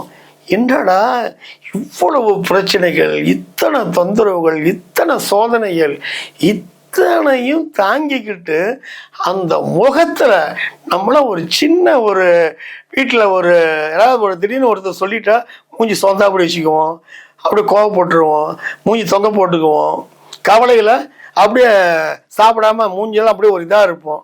ஆனால் இவ்வளோ பிரச்சனைகளுக்கு நடுவுலையும் அதை எல்லாம் அந்த முகத்தில் காமிக்காமல் தான் ரசிகர்கள் நம்ம முகத்தை அழகாக பார்க்கணுங்கிறதுக்காக அந்த முகத்தை நமக்காக எல்லாத்தையும் தாங்கிட்டு அப்படியே புன்முறுவலோடு இருந்திருக்காருன்னா அந்த இதயத்தில் இருக்கிற வேதனையை அவரை காமிக்கவே இல்லை பாருங்க. அதுதான் தலைவர். இப்போ ஃபைட்டு இந்த பக்கம் கடற்கரை பீச்சில் கரை ஓரத்தில் ஃபைட்டு, நம்ம வீரப்பாட்ட ஃபைட்டு, ரைட்டு எல்லாமே எடுத்தாச்சு. இப்போ அடுத்து பார்த்தீங்கன்னா அங்கே ஃபைட் எடுக்கும்போது இவருக்கு எம்ஜிஆர் சக்கரபாணியனுக்கு ரொம்ப இது நம்ம தம்பிகிட்ட யார் சொல்கிறது, எப்படி சொல்கிறது? அவர் சம்பாதிச்ச பணமும் போச்சு, வாழ்க்கையும் போச்சு, கடன்லாம் இந்த படம் ஓடலைன்னா நம்ம நிலைமை என்ன ஆகும் அப்படின்னு இதையே அவர் ஒரு மாதிரி ஆகி கடைசியில் அந்த ஃபைட் சீன்லாம் எப்படா முடிஞ்சு எப்படா படம் ரிலீஸ் ஆகுமோன்னு இவர் நினச்சிக்கிட்டு இருக்கும்போது ஆகஸ்ட் 15 படம் ரிலீஸு அப்படிங்கிற மாதிரி ஒரு அறிவிப்பு வந்துடுது. அறிவிப்பு வந்த உடனே அடுத்து பார்த்தீங்கன்னா அதையும் தலைவர் கேன்சல் பண்ணிடுறாரு. ஏன் கேன்சல் பண்ணுறாருன்னா அந்த டைட்டில் சாங் இருக்குது பார்த்தீங்களா, செந்தமிழே வணக்கம் ஆதி திராவிடர் வாழ்வினை சீரோடு விளக்கும் செந்தமிழே வணக்கம். இந்த சாங் டிஎம்எஸ் பாடியிருப்பார். ஆனால் தலைவர் என்ன நினைக்கிறாருன்னா இந்த பாடலை சீர்காழி கோவிந்தராஜன் பாடினா நல்லா இருக்கும் அப்படின்னு நினச்சி அவருக்காக வெயிட் பண்ணுறாங்க. ஆனால் என்ன ஆகுது, அவர் வெளியூரில் இருந்ததுனால வர முடியாத ஒரு சூழலில் சரி ரைட்டு போ இருந்துட்டு போட்டு டிஎம்எஸ் பாடி அந்த படத்தை ஓகே பண்ணி 1958 ஆகஸ்ட் 22 புரட்சி தலைவர் எம்ஜிஆர் அவர்கள் 2 வேடங்களில் நடிக்கும் எம்ஜிஆர் பிக்சர்ஸ் வழங்கும் நாடோடி மன்னன் ஆகஸ்ட் 22 1958 ரிலீஸ். அப்பா, இந்த நாட்களுக்காக இந்த தமிழக மக்கள் அப்படியே ஏங்கிக்கிட்டு இருந்த அந்த நன்னாள், ஏங்கிக்கிட்டு இருந்த அந்த பொன்னாள் ரசிகர்களுக்கு அன்னைக்கு தான் தீபாவளி, அன்னைக்கு தான் பொங்கல், அன்னைக்கு தான் தங்கள் வீட்டில் நடக்கக்கூடிய ஒரு சுபகாரியமாக நினச்சி அத்தனை பேரும் சந்தோஷப்பட்டாங்க. நாடோடி மன்னன் படத்தை பார்க்கணும், புரட்சி தலைவர் எம்ஜிஆர் படத்தை பார்க்கணும் அப்படிங்கிறதுக்காக. இடையில ரிலீஸுக்கு முன்னாடி ஒரு ப்ரெஸ் மீட் நடக்குது. அந்த ப்ரெஸ் மீட்டில் எல்லாருமே கேட்குறாங்க, ஏங்க நீங்கள் இந்த நாடோடி மன்னன் படத்துக்கு இவ்வளவு செலவு பண்ணியிருக்கிறீங்க, இவ்வளோ கடன் வாங்கியிருக்கிறீங்க, நீங்கள் சம்பாதிச்ச பணத்தெல்லாம் இதுலேயே போட்டிருக்கிறீங்க, கிட்டத்தட்ட உங்கள் வாழ்க்கையே இதில் தான் அடங்கியிருக்கிற மாதிரி நீங்கள் எல்லாமே இதில் நீங்கள் அர்ப்பணிச்சிட்டீங்க. ஒருவேளை இந்த படம் ஓடலைன்னா நீங்கள் என்ன ஆவீங்க அப்படின்ற மாதிரி கேள்வி கேட்குறாங்க. ஒன்று தலைவர் சொல்கிறாரு, நாடோடி மன்னன் படத்தை நான் ஏந்திரிகளை ஆரம்பித்தேன், எத்தனையோ படங்கள் எடுக்க எத்தனையோ தயாரிப்பாளர்கள் என்கிட்ட போட்டி போட்டுக்கிட்டு வந்தாங்க. அவங்களுக்கு அந்த படங்களை நடிச்சிருந்தாலே எனக்கு என் வாழ்க்கைக்கு தேவையான அத்தனை படங்களும் கிடைச்சிருக்கும். ஆனால் நாடோடி மன்னன் படங்கிறது ஒரு பரிசோதனை முயற்சி. நான் என்னுடைய மனசில் இருக்கிறத என்னுடைய மனசில் என்ன நினைச்சனோ அதை மக்களுக்கு சொல்லி மக்கள் அதுக்கு என்ன பதில் தர்றாங்க அப்படிங்கிறதுக்கு எதிர்பார்த்து தான் இந்த படத்தை எடுத்தேன். இந்த படத்தில் நான் மக்களுக்கு என்ன செய்யணும்னு நினைக்கிறேனோ, அந்த படத்தினுடைய கதை எப்படி இருக்குன்னு நினைச்சனோ, படத்தினுடைய காட்சிகள் எப்படி இருக்குன்னு நினைச்சனோ, படத்தினுடைய பாடல்கள் எப்படி இருக்குன்னு நினைச்சனோ, சண்டை காட்சிகள் எப்படி இருக்குன்னு நினைச்சனோ, அத்தனையுமே என் மனசில் என்னென்ன நினைச்சனோ, சினிமாவில் இதனால் வரைக்கும் நான் என்ன கற்றுக்கிட்டனோ அதை எல்லாமே இந்த நாடோடி மன்னன் படத்தில் நான் பண்ணியிருக்கிறேன். இதுக்கு நாளைக்கு மக்கள் என்ன தீர்ப்பு சொல்கிறாங்களோ, என்ன பதில் சொல்கிறாங்களோ அதுக்காக நான் எதிர்பார்த்து காத்திருக்கிறேன் அப்படின்னு சொல்கிறாங்க. சரிங்க, படம் ஓடிடுச்சுன்னா பரவாயில்ல, படம் ஓடலண்ணா தலைவர் சொல்கிறாரு, படம் ஓடினால் நான் மன்னன், இல்லைன்னா நான் நாடோடி அப்படிங்கிறாரு. எப்படிங்க, படம் ஓடினால் மன்னன், ஓடாவிட்டால் நாடோடிங்கிறாரு. இப்படி ப்ரெஸ் மீட்லாம் முடிச்சுக்கிட்டு வீட்டுக்கு வர்றாரு. விடிஞ்சா படம் ரிலீஸு. உள்ளே நுழைகிறாரு புரட்சி தலைவருடைய அண்ணன் எம்ஜி சக்கரபாணி. அப்படியே தூக்கமே வராத அப்படியே நடந்துக்கிட்டு இப்படி நடந்துக்கிட்டு இருக்கிறாரு. உடனே தலைவர் பார்த்து கேட்குறாரு, ஏன் அண்ணன் தூங்கலையா அப்படின்னு கேட்குறாரு. இல்லைப்பா, தூக்கமே எனக்கு வரலப்பா. எப்படிப்பா தூக்கம் வரும்? நீ இது நாள் வரைக்கும் சம்பாதிச்ச பணத்தை எல்லாம் கொட்டியிருக்கிறோம். போதா குறைக்கு வட்டி மேலே வட்டி கொடுத்து பணமும் வாங்கியிருக்கிறோம். இப்போ சம்பாதிச்ச பணமும் போச்சு, கணக்கில் இல்லாத கடனும் நமக்கு ஆயிடுச்சு. இதிலேருந்து நம்ம எப்படி மீண்டு வர போகிறோம்? இந்த படத்தை எடுக்காமல் இருந்திருந்தா கூட பரவாயில்லையே, படத்தை எடுத்துட்டு நாளைக்கு படம் ஓடலைன்னா நம்ம நிலைமையை நினச்சி பாருப்பா அப்படிங்கிற மாதிரி புரட்சி தலைவர்கிட்ட எம்ஜி சக்கரபாணி சொல்கிறாரு. அதுக்கு தலைவர் சொல்கிறாரு, அண்ணா, என்னுடைய சினிமா அனுபவத்தில் நான் என்ன கற்றுக்கிட்டனோ அதை தான் இப்போ படமாக எடுத்திருக்கிறேன். படம் எடுத்தாச்சு, கொடுத்தாச்சு, மக்கள் தீர்ப்புக்கு விட்டாச்சு. இனிமேல் கவலைப்பட்டு ஒன்றும் ஆக போகிறதில்ல. பேசாமல் போய் பாருங்கள். இனிமேல் எல்லாமே மக்கள் கையில் தான் இருக்குது.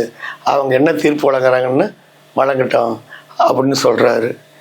உடனே அப்போ தான் நினைக்கிறாரு சக்கரபாணி, அப்படியே மனசில் நினைக்கிறாரு, துணிச்சலே உனக்கு பெயர் தான் ராமச்சந்திரனா அப்படின்ற மாதிரி தான் தம்பிக்கு இந்த நிலைமையில கூட இவ்வளோ ஒரு துணிச்சலாக இருக்கிறாரு. அதான் நான் இன்ட்ரோவில் சொன்னேன், அவருடைய துணிச்சலை.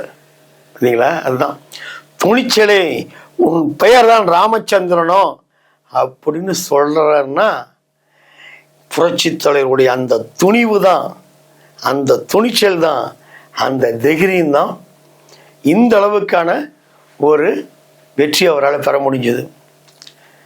அதே மாதிரி இவர் சொல்லிட்டு போயிட்டாரு. இவருக்கு என்னதான் இருந்தாலும் இவருக்கு மனசு ஆறுதல் அடையலையே, நாளைக்கு படம் என்ன ரிசல்ட் தரப்போகுது அப்படின்னு மனசு பதப்பதைக்குது. பாருங்க, விடிஞ்சா படம் ரிலீஸு. அந்த மெரினா பீச் பக்கத்தில் இருக்கிற அந்த தியேட்டரில் இருந்து மெரினா பீச் வரைக்கும் கும்பலான கும்பல். அந்த நைட்டே கும்பல். சென்னையில் மட்டும் இல்லை, தமிழ்நாட்டில் இருக்கக்கூடிய அத்தனை தியேட்டர்கள்லையுமே அந்த நைட்டில் இருந்து அந்த நாடோடி மன்னன் படத்துக்காக அந்த ரசிகர்கள் கட் அவுட் வைக்கிறது என்ன, அந்த தியேட்டருக்கு தோரணம் கட்டுறது என்ன, அந்த தியேட்டரை அலங்காரம் பண்ணுறது என்ன, ஜெண்டா கட்டுறது என்ன, அந்த கூட்டம் என்ன, விடிய விடிய தூங்காம எப்படா விடியும், படத்தை எப்படா பார்க்கணுங்கிற அந்த வெறி தமிழ்நாட்டில் இருக்கக்கூடிய அத்தனை பேத்துக்குமே இருந்ததுன்னா பார்த்துங்களேன். அப்படி ஒரு தலைவருடைய அந்த நாடோடி மன்னனை பார்க்கணும் பார்க்கணும் பார்க்கணுன்ட்டு அப்படி ஒரு வெறித்தனம் அவங்களுக்கு இருந்தது. அதே மாதிரி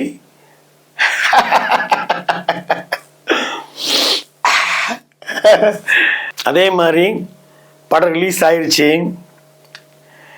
படம் தியேட்டரில் ஓடிக்கிட்டு இருக்குது. இந்த பக்கம் இப்போ நம்ம வேற எங்கேயுமே போகல, எதையுமே சொல்ல.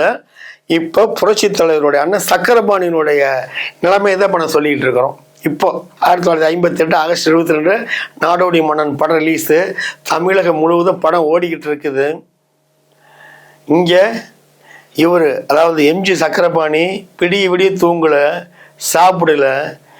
என்ன ரிசல்ட் வருது, ஏது ரிசல்ட் வருது, மக்கள் நான் தம்பி நடித்த நாடோடி மன்னன் படத்தை ஏற்றுக்கிறாங்களா ஏற்றுக்கலையா, படம் வெற்றி அடையுமா தோல்வி அடையுமா, அட்லீஸ்ட் படம் ஓடுமா, இது மூலியமா பணம் சம்பாதிக்க முடியுமா, அட்லீஸ்ட் போட்ட காசாவது கடனுக்காவது மிஞ்சுமா அப்படின்னு பலவிதமான குழப்பங்கள். யாராவது வரமாட்டாங்களா, நேரில் படம் நல்லா இருக்குதுன்னு சொல்ல மாட்டாங்களா, நல்லா இருக்குதுன்னு சொல்ல மாட்டாங்களான்னு அப்படி ஒரு தவிப்பு அவருக்கு. பார்த்துங்களேன், அந்த அண்ணன் தம்பி பாசம் பாருங்க. தமிழக மக்கள் எப்படி புரட்சி தலைவர் மீது இவ்வளோ ஒரு அன்பு ஒரு பாசம் வச்சுருந்தாங்களோ அதே மாதிரி கூட பிறந்த அண்ணனுக்கு இருக்காதா இல்லைங்களா? ஐயோ நம்ம தம்பி நடித்த படம் எப்படியே போவோம், கஷ்டப்பட்டு நம்ம எப்படி இருந்தோம், நம்ம குடும்பம் எப்படி இருந்துச்சு, சாப்பாட்டுக்கே வழி இல்லாமல் நம்ம அம்மா நம்மளை கஷ்டப்பட்டு வளர்த்தி ஆளாக்கி இன்னைக்கு தம்பி இந்த அளவுக்கு கஷ்டப்பட்டு அந்த பணத்தை ஒரு சிக்கனமாக செலவு பண்ணாதான் இப்படி என்னமோ சொல்லுவாங்களே, அந்த மாதிரி பணத்தை பணம்னு பார்க்காம தண்ணி மாதிரி இறைச்சி நாளைக்கு இந்த படம் ஓடினா தானே நம்ம நல்ல நிலைமைக்கு வர முடியும். இல்லைன்னா அதில் பாதாளத்தை கொடுத்துட்ட மறுபடியும் நம்மளால் மீண்டு வர முடியுமா, மீண்டுமே அந்த பழைய நிலைமைக்கு போயிட்டா என்ன ஆகிறது ஏதாகிறது அப்படின்னு அவருக்கு அப்படியே மனசெல்லாம் ஒரு வெயிட்டு அப்படியே பார்க்குறாரு. தடந்ததை வாசல்லையே பார்க்குறாரு. யாராவது வருவாங்களா, நல்ல வார்த்தை சொல்லுவாங்களா, படம் நாடோடி மன்னன் படம் நல்லா இருக்குது, நல்ல விமர்சனம் கிடைச்சிருக்குது, மக்கள் பரபரப்பாக பார்த்துக்கிட்டு இருக்கிறாங்க, ஒரு வார்த்தை சொல்றேன் மனசு ஆறுமே, மனசு சந்தோஷப்படுமே அப்படின்னு ஒரு அண்ணனுக்கு அப்படியே மனசெல்லாம் அந்த கவலை டென்ஷனு பரபரப்பு அப்படியே இது பண்ணிட்டு இருக்குது. ஆனால் யாருமே வரல, படத்தை பற்றி ஒரு தகவலும் தெரியல, இவருக்கு வெளியும் போக முடியல. ஏன்னா போய் பார்த்து அந்த தெரிஞ்சுக்கிற மனநிலையில இவர் இல்லை. அப்படியே அந்த வீட்டுக்குள்ளேயே அப்படி அடைஞ்சு இருந்து அப்படியே பார்க்குறாரு, சுற்றி இப்படியே பார்க்குறாரு. அவருக்கு மனசில் ஓடாதெல்லாம் ஓடுது. கடைசியில் இப்படி பார்க்குறாரு, தூரத்துலேருந்து பார்க்குறாரு. அந்த வாசப்படியிலேருந்து இவரை நோக்கி ஒரு கும்பல் வருது. அவங்க கையில் பார்த்தா பெரிய பெரிய மாலைகள் கொண்டு வந்து அண்ணா சக்கரபாணியினுடைய கழுத்தில் போட்டு, அண்ணா படம் மாபெரும் வெற்றினா.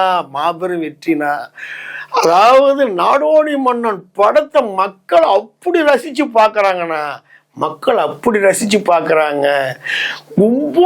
கும்பல் எல்லா இடத்துல இருந்து தமிழகம் முழுக்கும் வந்த தகவலின்படி இப்படி ஒரு படத்தை தமிழகம் இதுவரைக்கும் பார்த்ததே இல்லை. இப்படி ஒரு கும்பலை வந்து தமிழ்நாட்டில் வரலாறு காணாத கூட்டம், சும்மா லட்சமா வசூல் வாரி கொட்டுதுன்னா, அதாவது தென்னிந்தியாவில் ரிசர்வேஷன்ல இவ்வளவு ஒரு சாதனை படைச்ச படம் உலகத்திலே படமே இல்லைண்ணா. அந்த அளவுக்கு நாடோடி மன்னன் வரவேற்புனா மக்கள் பாராட்டுறாங்க, ரசிகர்கள் பாராட்டுறாங்க, பத்திரிகைகள் பாராட்டுறாங்க. ஒட்டுமொத்த இந்தியாவே இப்படியாப்பட்ட ஒரு படமா நாடோடி மன்னன் இப்படிப்பட்ட ஒரு படத்தை எடுத்திருக்காங்களே அப்படின்ட்டு அவ்வளவு ஒரு சந்தோஷம் மக்களுக்கு. அண்ணா தலைவர் நாடோடி மன்னன் மாபெரும் வெற்றி. நாடோடி மன்னனுடைய இந்த வசூலை எந்த படமும் முறியடிக்காத அளவுக்கு மாபெரும் வெற்றினா உலக சாதனையா பண்ணா அப்படின்னு இவங்க சொல்ல இந்த அண்ணன் மனசு அப்படியே அப்பா அப்படியே பாலாரும் தேனாரும் பாஞ்ச மாதிரி தம்பி அப்படின்னு நினைச்சு பார்த்தா அப்படியே கடந்த காலத்தை நினைக்கிறாரு.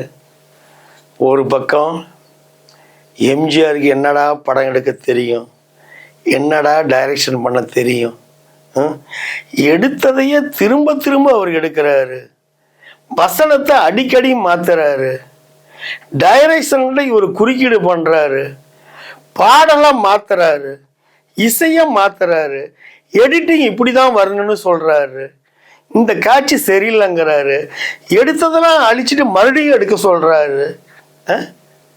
இவர் அதெல்லாம் பாதாளத்துக்கு உள்ள போறாரு.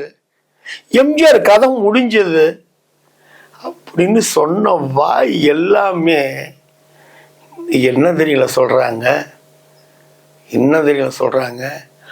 கோடம்பாக்கத்தில் இப்படி ஒரு நடிகனை இனி பார்க்கவே முடியாது, எடுத்தா புரட்சி தலைவர் எம்ஜிஆர் மாதிரி படம் எடுக்கணும், நாடோடி மன்னன் படம் மாதிரி படம் எடுக்கணும், இல்லைன்னா படம் எடுக்கக்கூடாது. என்ன வார்த்தைகள், என்ன பாராட்டுகள். அதாவது புரட்சி தலைவரை பொறுத்த வரைக்கும் கிட்டத்தட்ட இந்த படத்தினுடைய செலவு எவ்வளோ தெரியுங்களா இருக்கும், 18 to 25 லட்சம் தான் இருந்திருக்கும். ஆனால் இன்னைக்கு அதனுடைய மதிப்பு எத்தனை கோடின்னு கணக்கிட முடியாது. ஆனால் அதனுடைய வசூல் ஒரு கோடியெல்லாம் தாண்டி போயிடுச்சு. அவ்வளோ வசூல்,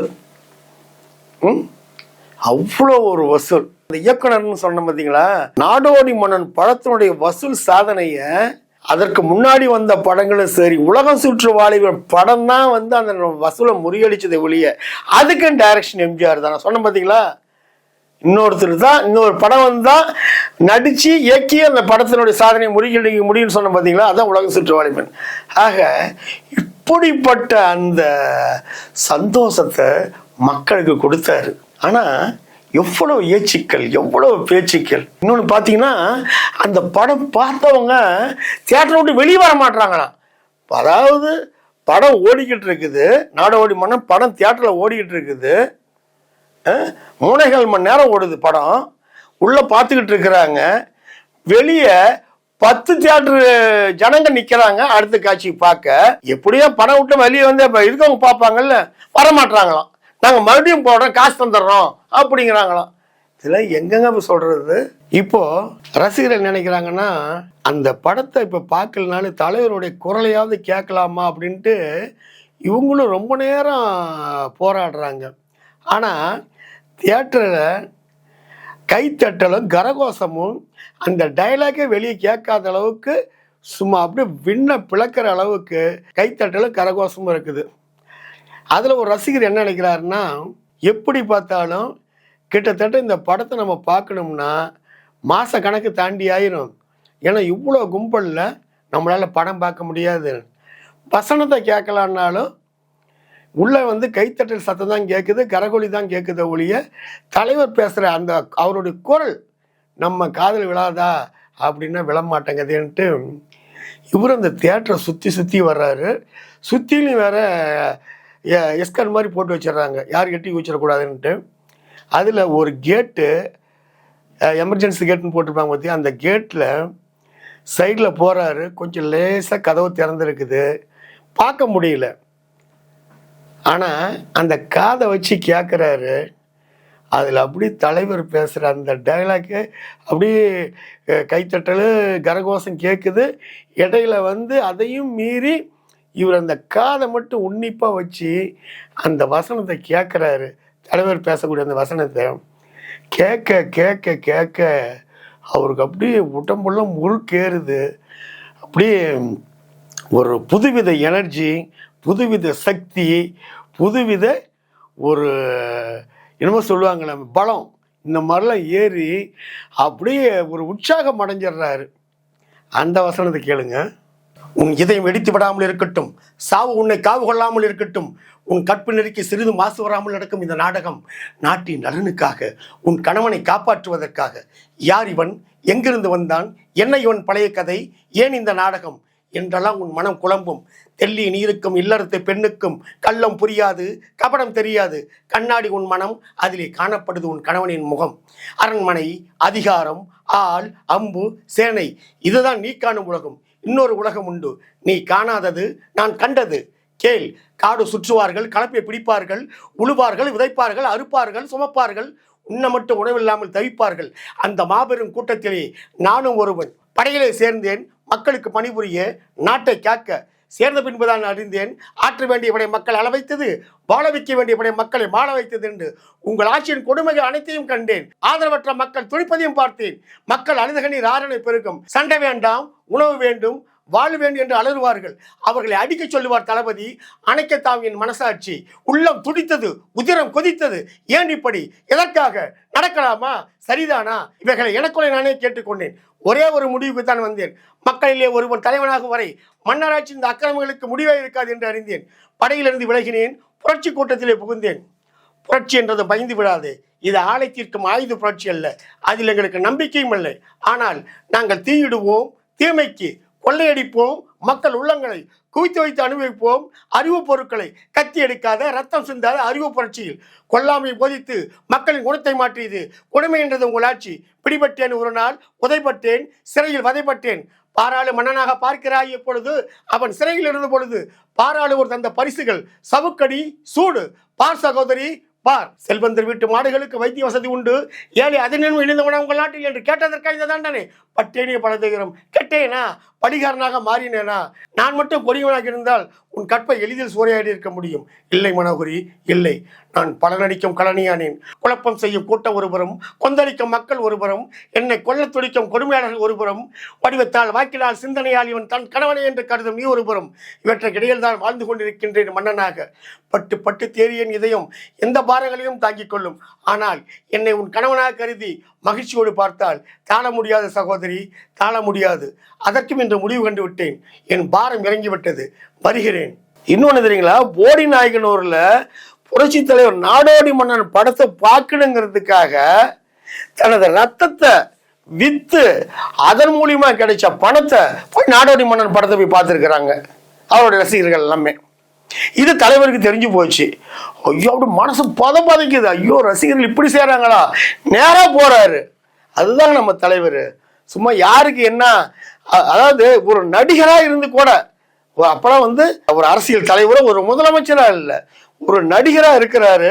ரத்தத்தை வித்து நாடோடி மன்னன் தான் நடிச்ச படத்தை பாக்குறாங்களே, அவங்க உயிருக்கு ஆபத்து ஏற்பட்டுச்சுன்னா என்னன்னு ஓடோடி போய் நேர்ல வராரு. நீங்க செய்யறதெல்லாம் சரியா சொல்லுங்க. அப்படிலாம் உங்க உடம்ப வருத்தி நீ இந்த படத்தை பார்க்கணுமா சொல்லுங்க. பாருங்க, இனிமேல் யாரும் இப்படி படம் நீங்க ஒரு வேலை நீங்க செய்யக்கூடாது, தெரியுதா? உங்களுக்கு படம் வேணும் ஏன் கேளுங்க, நான் மணி ஆர்டர் பண்றேன் அப்படின்னு அவங்ககிட்ட பேசி இவரு மணி ஆர்டர் அனுப்பி அந்த படத்தை பார்க்க வச்சாரு. யாருங்க செய்வா?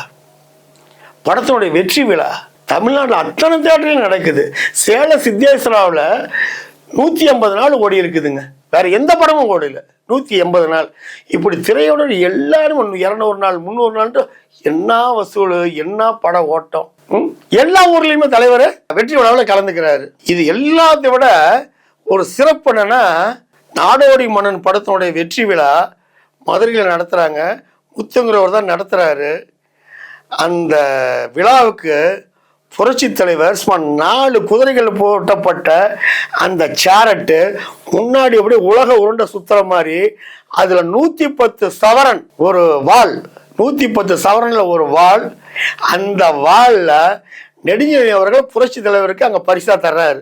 அந்த ஊர்வலம் ரயில்வே ஸ்டேஷன்ல இருந்து தமுக்க மைதானம் வர 4 மணி நேரம் நடந்திருக்குது. சும்மா அந்த ஊர்வலத்துல போக போக புரட்சி தலைவர் மீது அந்த வீசப்பட்ட மாலைகள், சால்வைகள், அப்பப்ப அந்த பொன்னிற மேனிக்கு சும்மா பூவாசல் மணந்துகிட்டு போறாருங்க புரட்சி தலைவர்.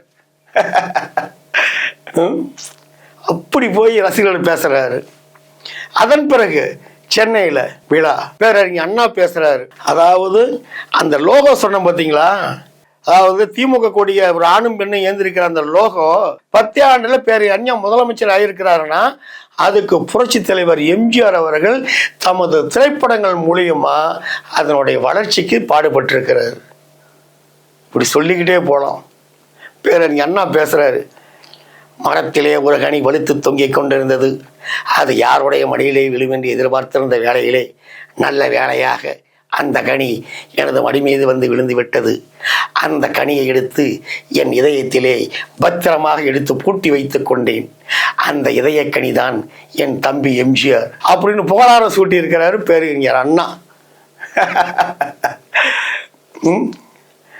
ஆக இப்படிப்பட்ட ஒரு மாபெரும் வெற்றி படத்தை, மாபெரும் வரலாற்று சாதனை மிக்க படத்தை, இப்படிப்பட்ட லட்சக்கணக்கான ரசிகர்கள், கோடிக்கணக்கான ரசிகர்கள் விரும்பி பார்த்த ஒரு படத்தை, வசூல் சாதனை செய்த ஒரு படத்தை, எம்ஜிஆர் பிக்சர் சார்பாக தயாரிக்கப்பட்ட ஒரு படத்தை, எம்ஜிஆர் இரட்டு வேடங்கள் நடிக்கக்கூடிய நாடோடி மன்னன் என்ற ஒரு படத்தை தயாரித்து இயக்கி 2 வேடங்களில் கதாநாயகனாக நடித்து இவ்வளவு ஒரு சோதனைகளை சாதனையாக்கி வெற்றி பெற்றிருக்கிறார். புரட்சி தலைவருக்கு இருந்த அந்த துணிச்சல் மட்டும்தான். அந்த துணிச்சல் தான் ஒவ்வொரு கட்டத்திலுமே அதை கீழே விழாதபடி மேலே மேலே மேலே மேலே எழுந்து இந்த நிலைமைக்கு வர முடிஞ்சது. இன்னொன்று பார்த்தீங்களா, இந்த படத்தினுடைய மாபெரும் வெற்றி வசூல் சாதனை. அந்த வசூலில் கூட புரட்சி தலைவர் அதில் லாபம், இவருக்கு கிடைச்ச லாபம் ஒரு சொற்பமான அமௌண்ட்டு தான். ஆனால் மீதி எல்லாமே அந்த படத்துக்கு விநியோகஸ்தர்கள், மற்றபடி அந்த டெக்னீஷியன்கள் அத்தனை பேருக்குமே, தியேட்டர் உரிமையாளர்கள் எல்லாமே பலனடைய மாதிரி செஞ்சார். அவர் பணத்துக்காக நம்ம பணத்தை இவ்வளோ போட்டு பணத்தை எடுக்கணும் அவர் நினைக்கல. நம்மளுடைய மனசில், அதாவது அந்த படத்தில் சொல்லியிருக்காரு பார்த்தீங்களா, மக்கள் அந்த நலத்திட்டங்கள்லாம் சொல்லியிருப்பார். எப்படி எப்படி மக்களுக்கு நல்லது செய்யணும். ஆரம்பத்திலே பார்த்தீங்கன்னா மன்னராட்சி ஒழிக மக்களாட்சி வாழ்கன்னு சொல்லியிருப்பார். ஆக அந்த மக்களாட்சியை கொண்டு வரணும், மக்களுக்கு நல்லது செய்யணும், கல்வி கொடுக்கணும், தாய் குலத்துக்கு நல்லது செய்யணும், இப்படிங்கிற மாதிரி பல திட்டங்களை புரட்சி தலைவர் அதில் மனசில் நினைச்சதை நம்ம படத்தில் கொண்டு வரணும். கொண்டு வந்தால் இதை மக்கள் எப்படி ஏற்றுக்குவாங்க, நம்மளுடைய திறமைகள் நம்ம மனசில் பட்டதை எப்படி அங்கீகாரம் பண்ணுறாங்க அப்படிங்கிறது, இதை மட்டும்தான் அவருக்கு குறிக்கோளாக இருந்ததை ஒழிய பணத்தை போட்டு பணம் எடுக்கலாங்கிறது அவருக்கு அப்படி ஒரு எண்ணமே இல்லை. ஏன்னா அவர்கிட்ட இருந்த பணம் ஏன் பணம் மாதிரின்னு பேரறிஞர் அண்ணா சொன்னார். அதே போல தாங்க புரட்சி தலைவரிடம் இருக்கக்கூடிய பணம் தமிழ்நாட்டில் உள்ள மக்கள்கிட்ட இருக்கிற மாதிரி. பணத்தின் மீது மோகம் இருந்தால் நான் எப்படியோ வாழ்ந்திருப்பேன் அப்படின்னு சொல்கிற மாதிரி தலைவர். அவர் பணத்தை எப்பயுமே அவர் ஒரு பொருட்டை எடுத்துக்கவே மாட்டாருங்க. தாங்கிட்ட இருக்கிற பணம் மக்களுக்கு உதவுறதுக்காக தான் பயன்படணும் தான் அவர் நினைச்சாரு. அதனால தான் தனது சொத்தை கூட தமிழக மக்களுக்கே எழுதி வச்சார். அதனால தான் அவரை கொடுத்து சிவந்த கரங்களுக்கு சொந்தக்காரன் நம்ம சொல்கிறோம். நாடோடி மன்னன் படத்தில் தலைவர் சொன்ன மாதிரி, படம் ஓடினால் நான் மன்னன், ஓடாவிட்டால் நான் நாடோடின்னு சொன்னார். ஆனால் மக்கள் அவரை, புரட்சி தலைவர் எம்ஜிஆரை மன்னனாக்கி மகிழ்ந்தார்கள். அதனுடைய தொடர்ச்சியாக புரட்சி தலைவர் எம்ஜிஆர் அவர்களை தமிழக மக்கள் 4/7/1977 முதலமைச்சராக்கினார்கள். முதலமைச்சராக பதவியேற்றுக் கொண்ட புரட்சி எம்ஜிஆர் மக்கள் முன்னிலையில் அண்ணா சாலைகள் முன்னாடி, அந்த அண்ணா சிலைக்கு முன்பு அந்த கோடான கோடி மக்கள் முன்னாடி சொல்றாரு, அங்கு நான் பதவியேற்றுக் கொண்டது அரசு விழா, அது ஒரு சம்பிரதாயம், அதை மறுக்க முடியாது.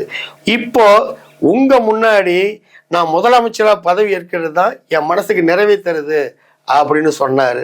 நாடோடி மன்னன் படத்தில் சொன்ன மாதிரியே புரட்சி தலைவர் தமிழ்நாட்டுக்கு, தமிழக மக்களுக்கு பொற்கால ஆட்சியை தந்தார். அந்த மாதிரி அத்தனை மக்கள் முன்னாடி முதலமைச்சராக பதவியேற்றுக் கொண்ட புரட்சி தலைவர் எம்ஜிஆருக்கு எத்தனை மாலைகள், மலர் மாலைகள், பாராட்டுக்கள், இப்படி எல்லாம் குமிஞ்சது. அவங்க வீடை தேடி தலைவருக்கு அத்தனை பேரும் வாழ்த்து சொல்லிக்கிட்டு இருந்தாங்க. அந்த வாழ்த்து சொன்னதுல ஒருத்தரா நாடோடி மன்னன் படத்தில் நடிச்ச எம்என் ராஜம் இருந்தாங்க. அவ்வளவு கும்பலுக்கு நடுவில் அவங்கள தலைவர் கூப்பிடுறாரு, இவங்க சிரிச்சுக்கிட்டே கூப்பிடுறாரு, இவங்களும் சிரிச்சுக்கிட்டே உள்ள போறாங்க. போய் பக்கத்தில் நிற்கிறாங்க. நான் தான் இப்படி புரிசல் வச்சுங்களா, அவர் நிற்கிறாங்க, வான்னு கூப்பிடுறாரு. அண்ணா நான் சொன்னது நடந்துருச்சு, என் வாய்க்கு நீங்கள் சக்கரை போடணுண்ணா அப்படின்னாங்க. என்ன அப்படிங்கிற மாதிரி சிரிக்கிறாரு. நாடோடி மன்னன் படத்தில் நான் சொன்னேன் பார்த்தீங்களா, அண்ணா நான் மட்டும் என்ன, இனி இந்த நாடே உங்களை நம்பி தானே இருக்குது அப்படின்னு நான் சொன்னேன்ல, அது நடந்துருச்சு பார்த்தீங்களா அப்படின்னு சொல்கிறாரு. உடனே தலைவர் அப்படி இந்த சர்க்கரையை கொண்டு வர சொல்லி அப்படியே வாயில் கொட்டுறாரு. எல்லாத்துக்கும் அப்படி இந்த இனிப்பு தர்றாங்க. அந்த இடமே அப்படியே கலகலன்னு அப்படியே சிரிப்பலையில் மூழ்குது. அப்போ கேட்குற தலைவர், சரி உனக்கு என்ன வேணும்னு கேட்குறாரு. ஏன்னா இனி நீங்கள் தமிழக முதல்வராக பொறுப்பேற்றீங்க, இனி தமிழக மக்களுக்கு பொற்கால ஆட்சி தரப்போகிறாங்க, மக்கள் சந்தோஷத்தில் இருக்கிறாங்க, எனக்கு அது போதுன்னு அப்படிங்கிறாங்க. இல்லை ஏதாவது நீ கீழே அப்படிங்கிறாரு. ஆனால் ஒன்று செய்வீங்களான்னுச்சு, சொல்லு செய்கிறேன் அப்படின்னா. இல்லை நாடோடி மன்னனில் அந்த ஸ்டைலாக ஒன்று பண்ணுவீங்கல்ல, அது மாதிரி நீ பண்ணுங்கண்ணா அப்படிங்கிறாரு. அப்படி தலைவர் எடுத்தியா அப்படின்ட்டு தலைவர் அப்படியே பார்த்துட்டு அப்படியே சுற்றி எல்லாம் கூட்டம், எல்லாம் முக்கியமான விஐபி மக்கள் எல்லாம் நிறைஞ்சிருக்கிறாங்க அந்த இதில், ராமர் தோட்டத்தில். அப்படி தலைவர் பார்த்துட்டு அப்படியே நாடோடி மன்னன் படத்தில் அப்படி வராரு பார்த்தீங்களா, வந்துட்டு அப்படிங்கிறாரு. அங்க இருக்கிறவங்க எல்லாம் அவ்வளோ ஒரு கைத்தறி பயங்கர கிளாப்ஸ், சந்தோஷம். அந்த இடமே அவ்வளோ ஒரு சந்தோஷ கடல்ல மிதக்கிற அளவுக்கு ஆயிடுறாங்க. இப்போ அந்த சர்க்கரை வாயில கொட்டுறாரு பார்த்தீங்களா, அது வரைக்கும் நிஜம். அதுக்கு பின்னாடி நான் சொன்னேன் பார்த்தீங்களா, அது நான் சும்மா ஒரு ஜாலியாக ஒரு பில்டப் கொடுத்தேன். எப்படி இந்த பில்டப்பு? அந்த வகையில் இந்த வீடியோ உங்களுக்கு பிடிச்சிருந்தா லைக் பண்ணுங்க, ஷேர் பண்ணுங்க, கமெண்ட் பண்ணுங்க. மறக்காமல் எம்ஜிஆரும் ASLM டிவி சப்ஸ்கிரைப் பண்ணுங்க. வணக்கத்துடன் உங்கள் AS ரவிச்சந்திரன். பாய்.